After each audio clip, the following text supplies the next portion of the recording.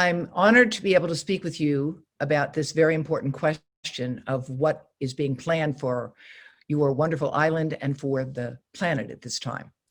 I've had a long career working in public health and environmental policy, and for many years worked in the government. I was approved by the US Senate for a presidential appointment under President Clinton, and I was a member of the team awarded the Nobel Peace Prize with Al Gore in 2007 for my work as a lead author on the Intergovernmental Panel on Climate Change. So it's a real pleasure to be able to talk with you today about this issue of 5G and what's happening in the world, because it actually has profound implications for climate change that have not generally been recognized. And I think that you are in a unique position to pay attention to that set of problems.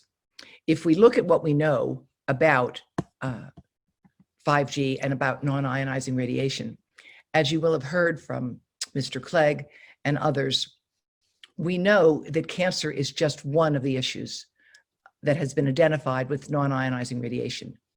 Now, you'll hear people say that non-ionizing radiation is weak. And you know what? They're right. It is weak. But its biological impact has nothing to do with its power, but with its frequency and with the pulsed nature of the signal, so that it's very erratic. And the erratic signal over millions of times of exposure throughout the lifetime of our children is why we are very concerned about its capacity to damage DNA, to impair memory, to in fact reduce sperm count in men who carry phones in their pockets. And all of that information can be found in my TEDx talk for those of you who are interested to know more about it. One of the things that has been established through 9 years of field study of trees in Germany is that radiofrequency radiation damages trees. And if you look carefully at the image before you, you'll see that on the healthy side of the tree, the exposures are almost 10 times less than on the unhealthy side of the tree. And it's almost as though the tree is trying to move away from the antenna located right in the far left side of the image before you. And this peer-reviewed publication made clear those that were nearest to the mobile phone base stations showed the most damage, the closer the tree was. 5G is an energy hog. The reason 5G is an energy hog is because although it may increase efficiency, it depends entirely on the world purchasing billions of more new devices, many of which are questionable use. I mean, do you really need your washing machine to be able to talk to your refrigerator, or your refrigerator to decide when to order food for you? There's a lot of questions that are being raised by energy economists, and as you see in this graph here, that the evolution of global energy consumption for digital devices is exponentially going to increase. And if you look carefully at these lines, you will see the worst case scenario has more than a doubling of energy consumption from this sector of digital devices by 2025 compared to 2010. Now, that's a huge increase, and it's what's called the rebound effect. The increase in demand will swamp any improvement in efficiency.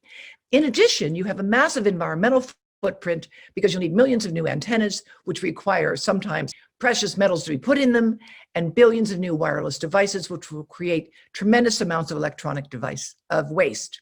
Electronic waste is a huge problem. Shipping it off your island is one approach to it, but we simply are not able to keep up with the demand. Now, there are studies on insects, and this has been done by a group of very talented engineers in Switzerland, where they've taken and made a model, three-dimensional model of a honeybee. And they've shown that just a 10% change in power density in the frequencies that will be used in 5G could lead to an increase of absorbed power of up to 3-fold. And this in turn could lead to changes in insect behavior. And I should add, you'll see here on this image that 5G is what 24 gigahertz will entail. And contrary to the idea that this is nothing other than an airport scanner, let me tell you, you do not want to be in an airport scanner for 24 hours a day. And if we have 5G, it will be everywhere all the time, and the demand will only grow. Birds and wildlife also are showing effects of this non-ionizing radiation. And many studies have been published, some by Albert Manville, who was formerly the chief of the U.S. Fish and Wildlife Service for this topic of birds and wildlife impacts. And he has documented effects on breeding, nesting, and survival, and the ability of birds to navigate. There's something called the magnetoreceptor, a protein behind the eye of all navigating animals that have been studied so far. And this is interfered with by the increase in non-ionizing radiation. So bird health is affected as well. Finally, we have to ask ourselves, well, if there's all these problems, how come the United States isn't doing more? And unfortunately, as was documented 5 years ago by a Harvard University researcher, Norman Alster, at the time, the FCC remains a captured agency. The current and past heads of the FCC come from and will probably go back to the telecommunications industry. And while it's important to have knowledgeable people who are FCC commissioners, there are none of them right now, not one, that is truly independent of this industry. And as Alster said, this industry looks like tobacco today in their tactics that they have been employing to get information to people. What you see before you now is a screenshot from a recent French documentary on public television there called 5G, The Wave of Doubt. And translations are going to be made available soon. It's currently available in French. And it's important to understand that the ICNIRP standard is actually not followed by half of the world today. They have more stringent standards, as you will see shortly, than what ICNIRP has recommended. The International Commission on Non-Ionizing Radiation Protection is a small club of self-appointed and self-monitored experts by invitation only. Many of them have close industry ties. Several of them are sponsored directly by industry funding for their research, as you saw in the short documentary from Investigate Europe. So what I'd like to say in conclusion is that I worked at the National Academy of Sciences for 10 years, and I worked on the problem of passive tobacco at a time when people were smoking on airplanes. Some of you, like me, may be old enough to remember that. And at that time, we worked hard to look at the independent data on tobacco smoke, and it took many years before we were able to publish our results, not because the science was uncertain, but because the pressure from the tobacco industry was so great at that time that we were unable to get good work out in a timely way. And as you may recall, the effort to reduce tobacco in public spaces didn't really go globally until the 1990s. And that really is a tragedy for public health, because there are millions of avoidable deaths that have occurred because smoking was encouraged for so long. And climate is another issue of that sort as well, where the climate deniers are very well organized. And they would have you think that we don't know enough to do anything now, when in fact the no regrets policy, precautions can be taken, as the Intergovernmental Panel on Climate Change has said. But let's ask the question, if the climate is so important for us all, what are we doing with 5G? And the biggest improvement that you can make for your island is to go with fiber optic cable. This will be safer, it will prevent cybersecurity threats, and it will reduce exposure to non-ionizing radiofrequency radiation, which is a human carcinogen that can damage DNA and damage sperm. And I turn you over now to my colleague, Theodora Scarato, who is Executive Director of Environmental Health Trust, where I am the president. Thank you. So at Environmental Health Trust, I work on maintaining a database of policy moving forward on wireless and electromagnetic radiation. Just recently, the New York State Commission on Health and Environmental Effects of 5G released 15 recommendations to the governor of New Hampshire after a year-long intensive investigation where they interviewed numerous experts, including scientists of the National Toxicology Program, to consider the health impacts that are posed by 5G. The recommendations that they made include a resolution to U.S. Congress to require that the FCC commission an independent health study and a review of the safety limits, to engage agencies to develop radio frequency safety limits that protect trees, plants, birds, insects, and pollinators, because the current FCC limits, and in fact any limits that have been set by governments, none of them were set or designed to protect our natural environment or wildlife. Engage the FCC to do an environmental impact statement. Require 5G structures be labeled and radio frequency radiation measured. Establish radio frequency radiation free zones in commercial and public buildings. Use wired connections, not Wi-Fi, in libraries and schools. And that the health agency should educate on how to minimize radio frequency exposure with multimedia public education efforts, especially for pregnant women and babies. Oregon State passed a bill investigating the impacts of wireless, especially to children. Resolutions have been passed in Hawaii County, Farragut, Tennessee, Easton, Connecticut, calling to halt 5G. There are several city ordinances restricting the deployment of 5G in small cells. So, for example, in Los Altos, California, the installation of small cell towers on public utility easement in residential neighborhoods is prohibited, and there are 500-foot setbacks for schools, and we have links to all of those city ordinances on our website.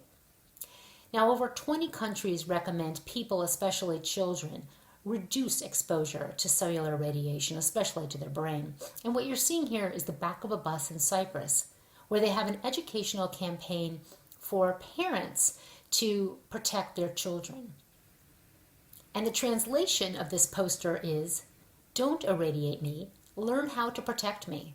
Wireless has actually been removed from the neonatal units of Archbishop Makarios Hospital, and the country has a large-scale multimedia public education program running in the country.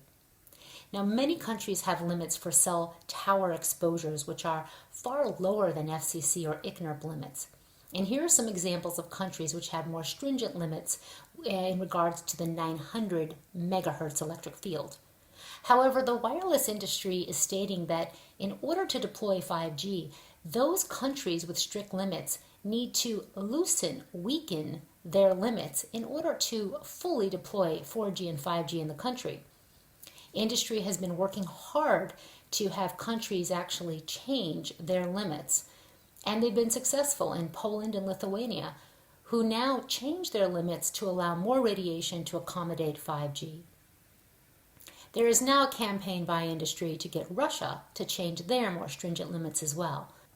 In Italy, over 600 municipalities have passed resolutions to halt 5G until scientific research demonstrates safety, especially for long-term exposures. We have a page at ehtrust.org with international policy to halt 5G across the world, and these are just a few examples. In addition to the 600 cities in Italy, there's a growing list of municipalities from the United Kingdom to Croatia, Ireland, France, Bulgaria, Germany, Cyprus, Bulgaria, Australia, where they have resolutions to halt 5G. Kalamata, Greece, was a test city for 5G, but once the people understood the health and environmental impacts posed by 5G and small cell densification, they reversed course and decided not to continue with the company. Several countries have launched safety reviews. However, the outcome has been the echoing of industry, in fact, because the panels were industry tied. They concluded that non-ionizing radiation has not been proven to be harmful. However, the Switzerland Parliament, after their review, refused to weaken their stringent radiofrequency radiation limits. And in France, the health authority has a comprehensive research investigation that's been going on for months, and that's going to be coming out next year. We also document on our website the hundreds of scientists and doctors around the world issuing resolutions to halt 5G and protect the public and the environment. We have documentation on the environmental organizations that have issued reports, such as one of the largest nature conservation associations in Germany, which found the majority of peer-reviewed studies found effects to insects in a recent study that just came out in September. Wireless companies warn their shareholders of risk, but not their customers nor residents. Crown Castle's annual report states, if radio frequency emissions from wireless handsets or equipment on our communications infrastructure are demonstrated to cause negative health effects, potential future claims could adversely affect our operations, costs, or revenues. We currently do not maintain any significant insurance with respect to these matters. In fact, most wireless companies have similar statements on their annual reports as well. And they don't have insurance because insurance authorities rank non-ionizing electromagnetic radiation and 5G as high risk. And insurance companies generally have an exclusion, as they don't cover damages related to non-ionizing electromagnetic radiation. 5G and the Internet of Things is not a sustainable technology.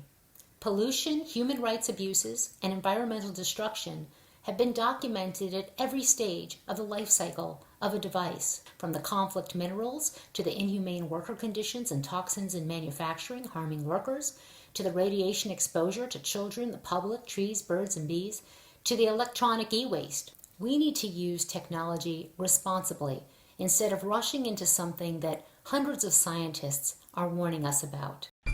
In the 1930s, they said asbestos was safe. In the 1950s, they said tobacco was safe.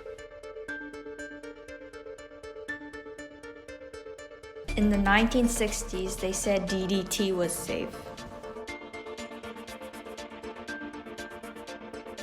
From the 2000s, they say cell phones are safe.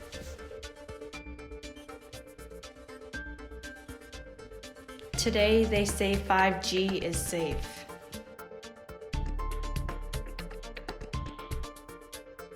5G is potentially much more dangerous, and it needs to be tested. It will be everywhere.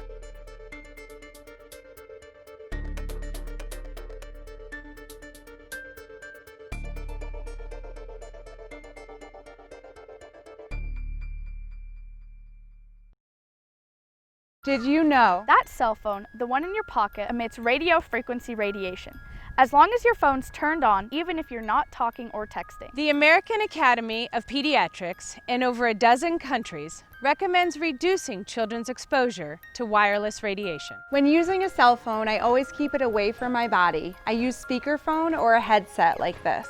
To stop microwave exposure, I put my phone on airplane mode and turn off Wi-Fi and Bluetooth function. I hold the phone at a distance and make sure it's not touching my body. Cell phones are not toys. Children's brains and bodies are still developing and are vulnerable to wireless radiation. Practice safe and responsible habits with yourself and your children. When using the computer, I always try to make sure my connection is corded, not wireless. Remember not to use your cell phone in the car. The phone works at higher power in metal surroundings and bounces around, increasing your family's radiation exposure. For their safety. For your safety. Because children are more vulnerable. Remind them. Remind yourself to limit your microwave radiation exposures.